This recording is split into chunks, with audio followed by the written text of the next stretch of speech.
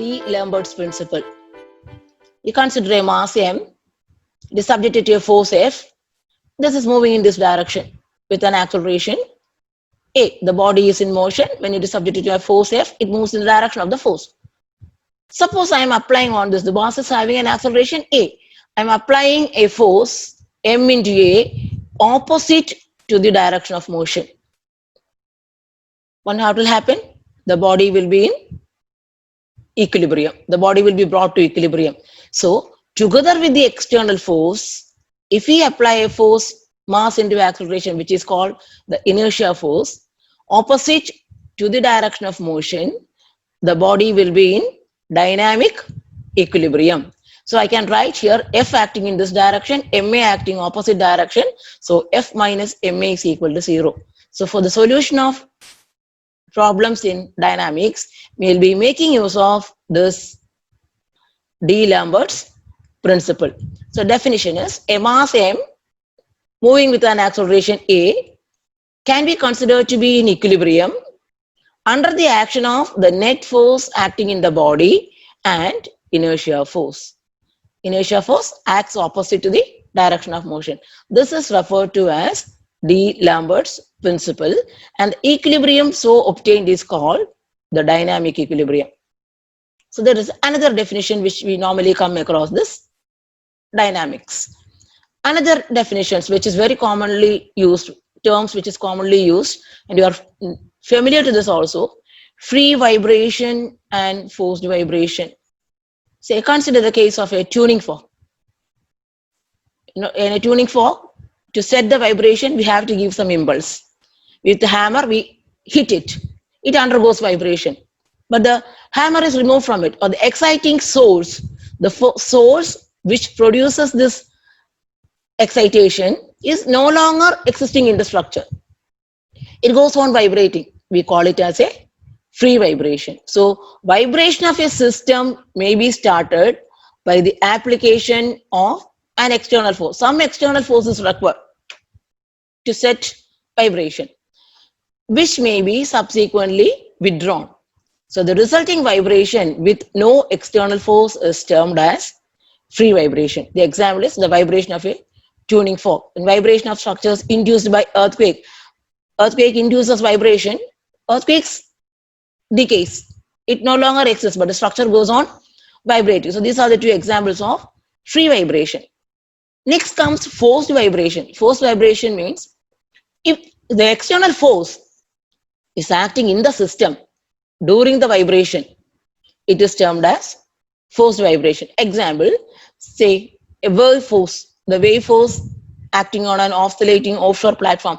In the offshore platforms which are set to always, they are attacked by the waves. So it is a forced vibration. The source which is responsible for producing the vibration is existing in the structure throughout the vibration. Then machine foundations, say a rotating machine is placed on over a foundation. As the machine goes on rotating, the foundation is set to vibration. So during the entire time of vibration of the foundation, the machine is acting over it or staying over the foundation. So these are the two examples of forced vibration. Now, we have to study the dynamic analysis for systems which are subjected to free vibration and the systems which are subjected to forced vibration. The response of structures or response of systems under free vibration as well as forced vibration is the main content of this particular topic. Now, to represent a dynamic system,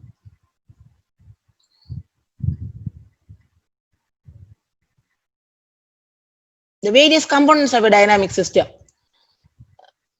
So the components of a basic dynamic system, we have discussed a mass. So this is a mass. It is on rollers. So it is set to move in the x direction only. Now this is called the dash port. The C represents a dash port. That is a piston moving inside a cylinder. This represents a spring. So this is the external source of force. That is a structure which is moving or it is set to vibration under the action of an external force. The resistance to this X is called spring force, the restoring force, the spring force. And the system will be subjected to certain velocity or the vibration once it is set to vibration. As time passes on, the amplitude of vibration goes on reducing. That is, there is some amount of resistance offered by the structure due to friction or due to viscous forces, different reasons. There may be resistance to vibration, and that resistance to vibration is represented in forms of damping force. We call it as the damping. The resistance to vibration is called damping and is represented by this dashpot. And the damping force is proportional to the spring force is Fs is equal to K into X, proportional to the displacement. And the damping force is proportional to the velocity C into X dash, the energy loss mechanism. As the energy gets reduced, the structure slowly come back to its normal position. So the energy loss mechanism is represented by the damping force. And the mass, if you consider this is an idealization of a dynamic system. Now, considering the mass, I'm drawing the free body diagram. It is subjected to external force P. Fs, the resisting force, spring force, opposite to the direction of motion. The damping force, Fd, which is proportional to the velocity, it is opposite to the direction of motion. And I'm applying the inertia force, opposite to the direction of motion. So the system is in dynamic equilibrium. The system is dynamic equilibrium under the action of Fs, Fd, Fi, and the external force, Pt. So we can write it. The system of forces acting in the structure are spring force, damping force, then inertia force, and external force. So the equilibrium equation will be mx double dot. Inertia force is proportional to acceleration, mx double dot. Damping force, cx dot. Spring force, kx is equal to pt. So this is the general equation of motion of any dynamic system. For any dynamic system, single degree of freedom system, mx double dot plus cx dot plus kx is equal to pt is the governing equation of motion. Now we can classify it into different cases. In free vibration, first one is free vibration. If it is free vibration, there will not be this term pt. So, and without a damping, if there is no damping, there will not be this term cx dot. So mx double dot plus kx is equal to 0. This represents free vibration without damping. If the structure is not having any resistance to vibration, there is no energy loss in the structure, then we call it as free vibration without damping, and the equation will be mx double dot plus kx is equal to 0. 0 means there is no force in the structure during the time of vibration. Next case is the free vibration with damping. So there is damping force, there is energy loss mechanism. So mx double dot plus cx dot plus kx is equal to 0 for a free vibration with damping. Next comes forced vibration. In forced vibration, you will be having this right hand side term pt. It is without damping, that is there is no energy loss mechanism. So mx double dot plus kx, there will not be this term cx dash. Mx dot plus kx is equal to pt represents forced vibration without damping, and the forced vibration with damping, the most general case, mx double dot plus cx dot plus kx is equal to pt. So any dynamic system, a single degree of freedom system, that is our main goal. We are going to find out in the entire syllabus the response of a single degree of freedom system under these cases. A free vibration response with damping and without damping. A forced vibration response with damping and without damping. So these 4 cases we will see in detail in the coming videos. Now, in doing numerical examples, we may have to calculate the stiffness of a structure. An original structure will be given to you. So you might know how to calculate the spring stiffness K. So some examples we are going to deal in the next section. So how to evaluate the stiffness of a or spring constant? What is stiffness? Stiffness is the load required to produce unit displacement, or the force displacement relation of a vibratory system is represented by spring. Let us see, say, a lumped mass system. This mass M is subjected to an external source W so that it undergoes a deformation delta. Under the action of this load W, it undergoes a deformation delta. Stiffness is load required to produce 1 millimeter deflection or unit deflection. So stiffness is nothing but load by delta, W by delta. So it's a cantilever. In a cantilever, you have studied in your previous mechanics of solids, a cantilever subjected to a load W, it deforms, and this deflection is WLQ by 3EI. The deformation of a cantilever subjected load at the free end is WLQ by 3EI. The first stiffness K is equal to W by delta. W divided by WLQ by 3EI will get 3EI by LQ. So the stiffness of this column is 3EI by L cube if the bottom is fixed. So this system can be idealized like this. The spring mass model of this system is like this. A spring, because this structure is having only horizontal displacement. So I am fixing one end. This K represents the stiffness of this column. This mass is set to move only in the horizontal direction. It is subjected to the force P. So the actual structure is idealized as a spring mass idealization is like this. And where in this model, the value of K will be nothing but 3EI by L cube. So the column will be made up of a certain material. So you can get E, Young's modulus. If it is a concrete column, E will be one value. If it is a steel column, E will be different value. I depends upon the cross section of the column, whether it is circular or rectangular or I section, etc. So the moment of inertia of the cross section. L depends the length of the column. So if you know the material of the column, its cross-sectional properties, and the length of the column, we can calculate what is the stiffness of this column. Now coming to beam type structures, this will be useful in numerical examples. Say if the structure is a simply supported beam like this with central load W, the deflection delta is equal to, for a simply supported beam, WLQ by 48 EI. So stiffness of a beam with central load is W by delta 48 EI by LQ.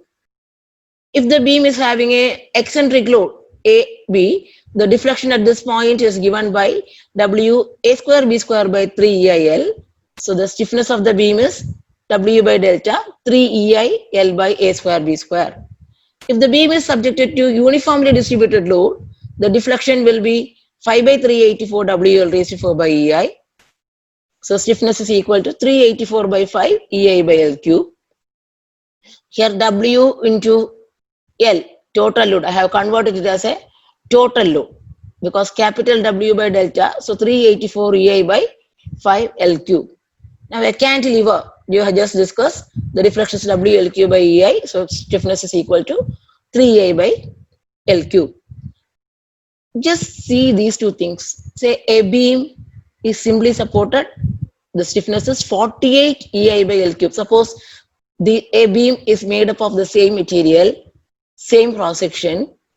If the beam is supported as simply support means one end will be in hinge and the other end will be rollers. Its stiffness is 48 EI by L cube. Whereas the same beam, same length, everything remaining the same. If it is one end fixed and other end free, it is supported as a cantilever, it is having only a stiffness 3 EI by L cube. Here it is 48 EI by L cube. So this beam is 16 times more stiff. Otherwise, the deflection produced in this beam will be 1 by 16. The deflection. So this beam is more stiff than this. Okay, the same beam will come to here. If both ends is fixed, say this end is fixed, this end is fixed, the deflection is WLQ by 192 EI or the stiffness is 192 EI by L cube, or it is even 4 times a simply supported beam. So it is not the material or cross-sectional area or the length which is more significant, how it is supported. If it is a cantilever, this is the stiffness 3A by L cube. If the same beam is resting on hinges at both ends, it will be having a stiffness of 48 EA by L cube. If both the supports are fixed, then it will be having a stiffness of 192 EA by L cube. Okay, so these are certain explanations or formulas for deflection of beams. Say a beam fixed at both ends, the deflection is only WL raised to 4 by 384, whereas for a simply supported beam, it is 5 by 384. It is 5 times more. The deflection is 5 times more than that of a fixed beam.